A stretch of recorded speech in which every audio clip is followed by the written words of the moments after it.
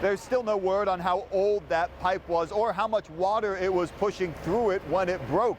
But when that happened, water covered this entire street, destroying the asphalt. You can see all of the cracks and all the places where it got pushed up. And the people who live in those houses across the street woke up to a catastrophe. Water flowing out of every crack in the street and down every alley in its path. Water will find the path of least resistance. A 30-inch cast iron transmission line broke just after 6:30 this morning.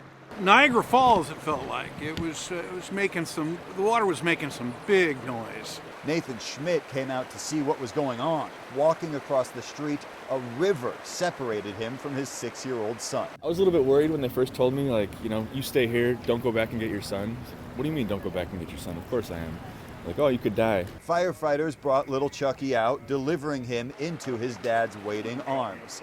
Meanwhile, Swiftwater rescue crews went door to door, telling people to stay inside and checking for flooding. The worst I've ever seen. Jeremiah Segrist has lived here for 24 years. Water flooded his basement, but his lawn stayed dry thanks to a makeshift barrier of sandbags he put up last week during the rain. Me and my son have been a little lax in taking him up. The wife was on us, and she's like, just do it tomorrow, and thank God we didn't do it last night. After an hour and 40 minutes, crews got the water turned off, and the cleanup began. We will open up the street, uncover the broken main, either replace or abandon that transmission main, depending on where it's at, and make the repairs and put the water main back in service. Letting these neighbors get back to life as usual after a morning that was anything but normal. Not a cloud in the sky and just enough water on the ground to think you start building a boat to get out of here. It was crazy.